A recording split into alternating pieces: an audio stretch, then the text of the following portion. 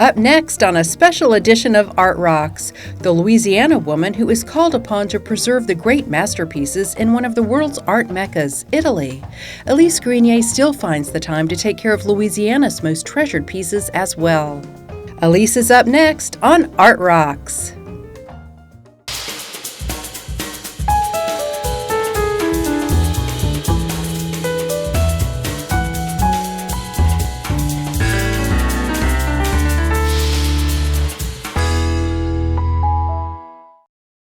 Art Rocks is made possible by the Foundation for Excellence in Louisiana Public Broadcasting and by viewers like you.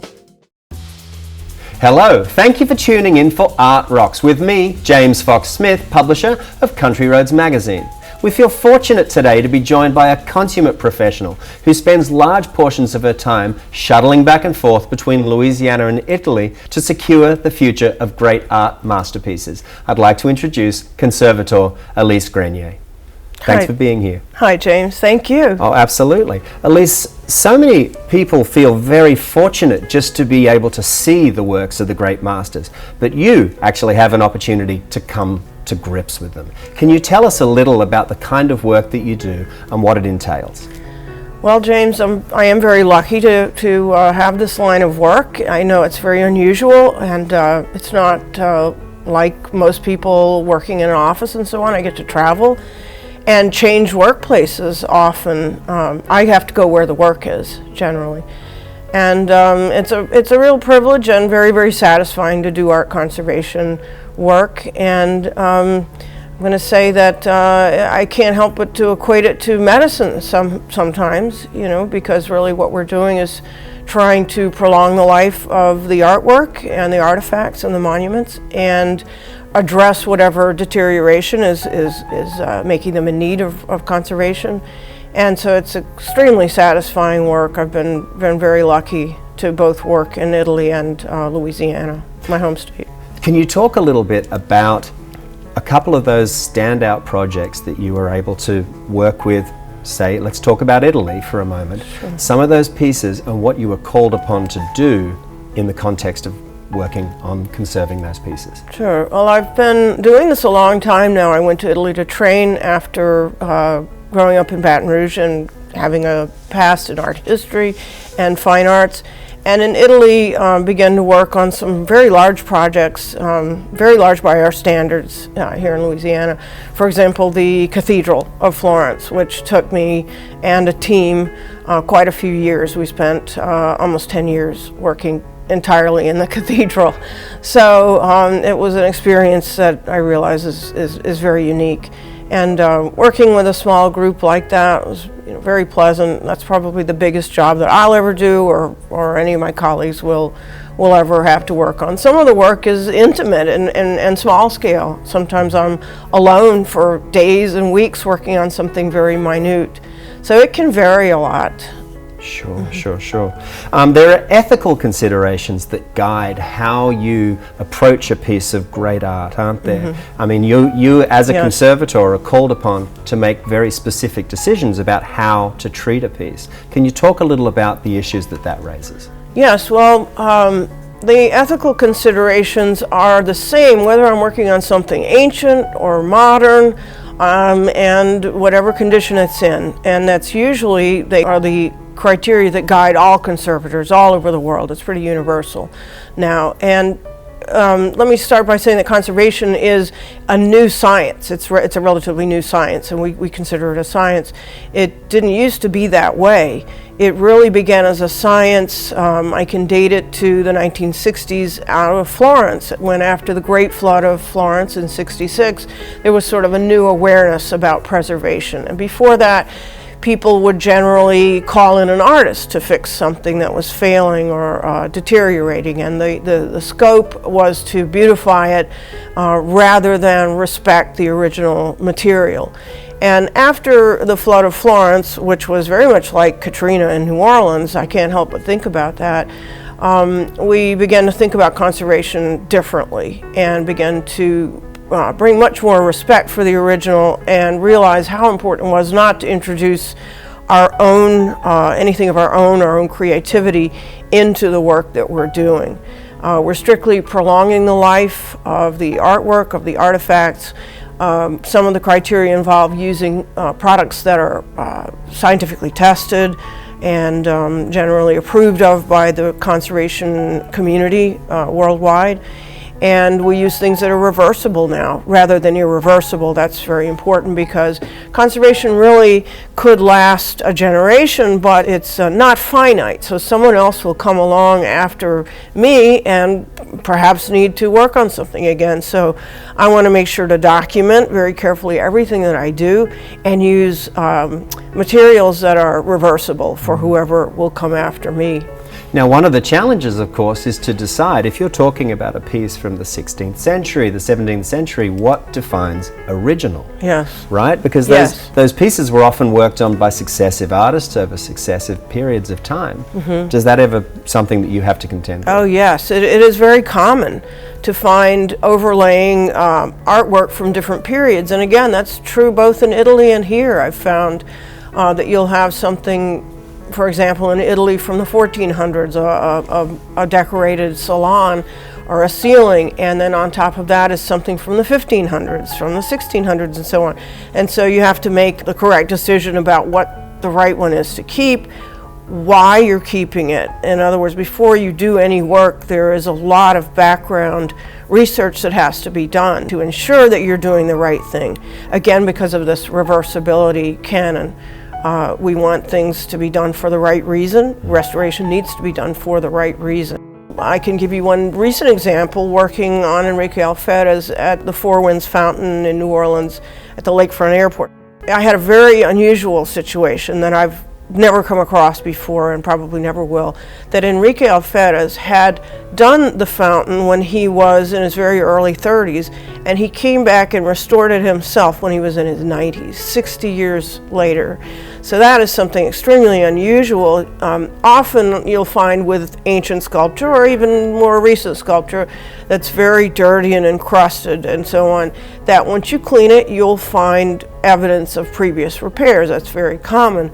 But when I found documentation of the fact that Alferez had been the one to repair his own fountain, I decided that it was important to be extremely respectful of the man's own repairs, and so I tried to keep what I could of that Absolutely. intact. Very unusual kind of Absolutely. situation. Really Yeah. unusual scenario. And then even in the case we talked about something modern like Banksy, street artist, which Who is was active in New Orleans after Hurricane Katrina, wasn't he? exactly, he did, we know as many as 17 pieces or artworks, or what would you call them? They'd be, I think they're artworks, statements, aren't they? yeah, artworks, Exactly. definitely. Political statements, but, Right, but also statements. social statements. And some of those were lost, and one that I worked on was a case of having been tagged over multiple times and deciding that instead of cleaning it back to its perfect pristine condition, we would leave some remnants of those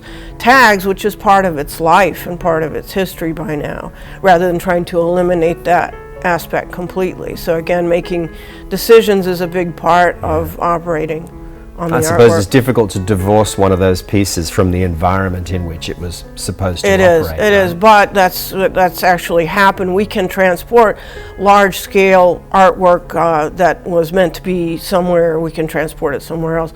We try not to do that. It is, as you say, best seen in its context, best appreciated in its context. But sometimes it's necessary Sure. to move them. Sure. Yeah.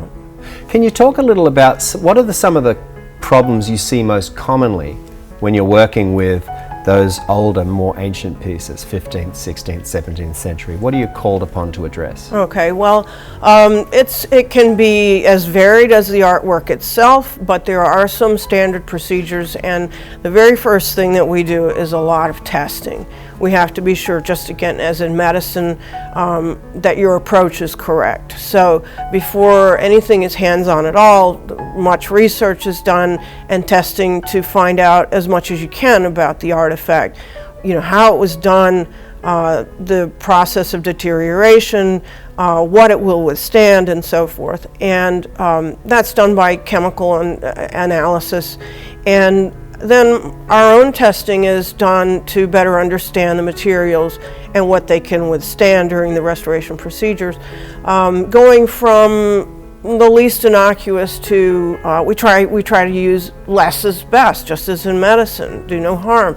So going from the least invasive, which is our goal, to whatever works in increments, and so that the whole testing phase is common denominator in all restoration. And so a lot of times I'm called in because something's been covered up. That's a very common situation where things have been covered up and forgotten about. It happens in Italy frequently, and it even happens here, where things have been covered up and forgotten about. Collective memory can be brief in a way, and we have to dig into what documentation we can find and so on. So recovery is a really satisfying process. Bringing something out that's been covered for a long time is probably one of the most satisfying things that a conservator can experience. What do you think are the most important qualities for somebody in your line of work as a conservator? What are the tasks? What are the qualities that you need to bring to that job in order to succeed? Well, it's good to have a background in history or art history, or at least a love of history. And you would also want to have the patience to do the necessary research to leave no stone unturned. If I were going to do a painting for you before I would ever touch it, I want to just completely exhaust any kind of documentation that I can find. And that's very important to be able to do that too. You don't necessarily need to be artistic. Many people think that, well, I couldn't do that because I'm not an artist, but it's really not true, because of now we have this approach where it's more scientific and we try not to embellish. We absolutely do not embellish on anything, so you really don't need to be creative at all to do this. It's good to have some foundation in science. And I was not the best student in science until I got into conservation, because then it's applied science to something that you're interested in. Understanding art and art history and context is important.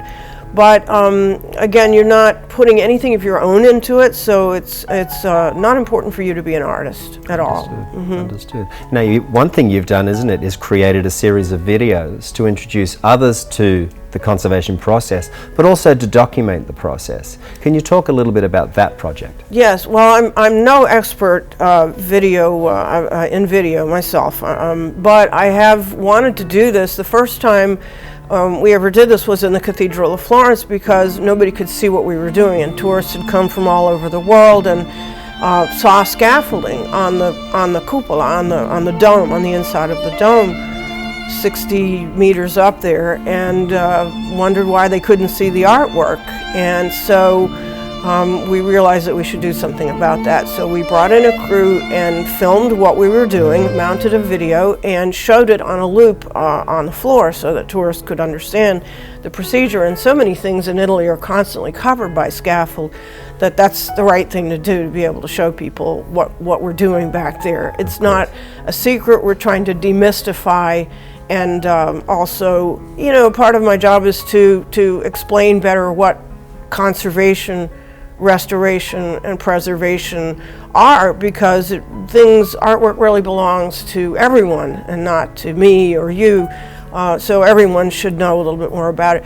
For example, many times people come up to me and say, "Are you retouching this?" And I like to explain that retouching is a very, very small part of what I do, and we even try not to retouch when we can. That's one way things have changed so much. Again, with the advent of conservation being more of a science, we try not to retouch if we can. If something is of good quality and it's got what we call abrasions, or areas that have become abraded over time, we don't consider that something to cover up anymore, as was, you know, restoration prior to the flood of '66. And one example I can give you is at Whitney Plantation. I had the good fortune of getting the owner on board with this kind of mentality. So it was a unique opportunity to be able to say, we did not retouch any of this. What you're seeing has been stabilized, it has been cleaned, but we did not put a brush or anything of our own into this. And that's really an ideal way to conserve things. What have you learned from your opportunity to spend time up close with the works of the great masters that those of us that only see them from a distance can't see for ourselves? Well, you learn a lot about the working techniques and what went on between the artist and the client and so on, the working process, because many of these things, especially large-scale murals, you were never meant to see them up close. So you see the actual transfers of the drawings, because it's not as spontaneous as you would think to get up and do something very large like some of these artists like Conrad Albriccio here in Louisiana, like the paintings in the cathedral in Florence, which are so large scale that you just could not ever get up there and do those freehand. There's a lot of background preparation before actually getting up there to execute the artwork. And so you see lots of intimate details of the way the artists work, including covering things up and changing things. Some of that had to do with the artist, and some had to do with the person that was commissioning the work would sometimes ask for a change. So, you know, the old adage about Michelangelo having demolished part of the Sistine Chapel as he worked because he wasn't pleased with it. Well, you actually see things like that, joins in the work and modifications that the artist would have done when he wasn't pleased. Right. So we've talked a lot about Italy, but a little closer to home, you've been very active in conservation in Louisiana art, haven't you? Yes. Can you talk a little about a couple of the projects closer to home that are close to your heart that people are going to be familiar with? Absolutely, and it's been my privilege and very satisfying to be able to bring what I learned in Italy, which is top-notch, you know, as far as conservation goes, to my home state of Louisiana. And we have some very significant things in Louisiana, for example, the frescoes of Conrad Albriccio, because we really don't have a lot of fresco in the United States. And the period in which Albriccio worked, the 1930s, is, I think of it as our Renaissance here in the US, because before that we had small scale, we had collectors, but this was meant for the public, somewhat like I equate it to Italy in the Renaissance, so meant to be seen and read by the general public. So Conrad Albriccio's work has been extremely satisfying to work on, and the same exact technique was used. He was such a perfectionist that the old masters used, that there was really no difference at all in terms of composition of the frescoes, which are so unique. And it's just like working on an old master fresco, only the style is different. So Conrad Albriccio is one treasure that we have here in Louisiana that I've had the pleasure of working on and helping to conserve. Shreveport has an outdoor Conrad Albriccio dated from the mid-30s at the Louisiana State Exhibit Museum. Massive figures, large scale, and very important for art history, both local and nationwide, I'm going to say, again, because of the rarity of the material. And that's presented some particular problems because it is outside. And even though fresco is really the ideal kind of painting that you would use to paint outdoors, in fact, tabernacles and facades of done in fresco have survived centuries in Greece and Egypt and Italy and the rest of Europe because of its composition. But however, in the age of that we have acid rain and pollution and so on, it's a little more laborious to continue to conserve it. But sure, it's outdoors, so it's required some extra attention. A hailstorm blew in there around 2000 with golf ball-sized hail and damaged the paintings. Oh, that's extraordinary. Yeah. It must create lasting damage that somebody has to go back and address. Yeah, exactly. Well, can you talk a little bit about, we've talked about you are a conservator. The words conservation and restoration sometimes end up being interchanged, but can you talk a little about the difference between conservation and restoration? Yes, it's true, and I'd like to address that because we do use the terms preservation, conservation, restoration sort of freely, And the difference is, as I was telling you, that you don't need to be an artist to be a conservator, is that conservation is strictly that. You are taking care of the longevity, addressing the deterioration that is happening, but you're really not doing anything to aesthetically improve. You're not worried about that the aesthetic presentation. It's simply stabilization of the artifact, of the artwork. Restoration, we use that. It may take it a little bit further. Sometimes it might entail infilling of missing areas, and sometimes that is okay to do, and sometimes it's necessary for us to be able to read an artwork correctly. So sometimes that is appropriate, but it is going beyond what is absolutely necessary. And in terms of preservation, it's a general term in the sense that all of the entities that I do work for, all of them are preservationists. I'm a preservationist, but so are they, because they had the foresight to take care of something that they were the custodian of. When I think of the owner of Whitney Plantation, John and Donna Cummings, they had the foresight to take care of the artwork. They are preservationists. The museum in Shreveport as well. The state capitol, there are problems. There have been problems there with the artwork, with the murals, and so all of the entities that are the custodians of the artwork are preservationists. What do you think that today's viewer, the modern viewer, when they look at a piece that has stood the test of time, that has been there through the ages, through generations, what do you think we learn from that or gain from having that still a valid part of our society?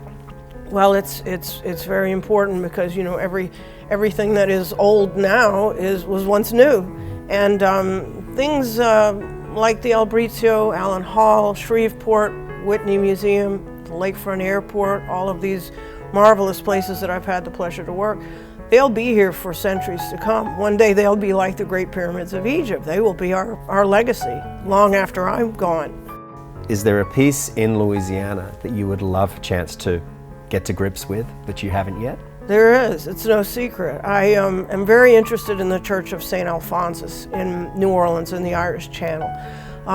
When I first came to work on Whitney Plantation's paintings, Whitney is now a really well-known museum and a beautiful, beautiful place to visit. The artists that work there is very significant. These are not frescoes, these are wall paintings, but they're done on the wood of the fabric of the building.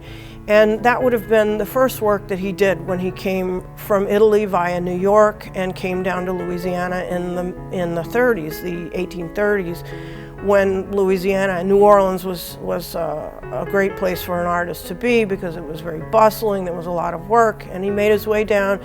The first thing that he did was work at the private plantation, and it's very high quality work. It's some of the highest quality work that we have in the U.S. of that period, of the 1830s. And Canova then works throughout the 40s and 50s in New Orleans and Louisiana. The last thing that he did was actually the Church of St. Alphonsus before he died. And it is a massive, massive fresco that covers the entire ceiling of the church. And it's undergone the usual damage because of its age, but also some Katrina damage. So we've been working for about 20 years now to have a plan in place to start a little at a time to help the frescoes. It sometimes takes that long for a project to get off the ground, no pun intended, but to from beginning to end, getting funding, getting the information out there about what needs to be done. And if we can get started, we hope to, we would plan to do just a small piece at a time over the next 10 years is probably what it will take. And bring that back into the public arena and make that part of an exploration of Louisiana's history. Absolutely. Elise Grenier, thank you so much for being James. part of the program today. It's a pleasure to speak with you. Thank you. Now, TV's great and all, but not even the best camera work can convey the experience of connecting with art and the artists who make it in person. So here are a handful of standout exhibits coming soon to museums and galleries near you.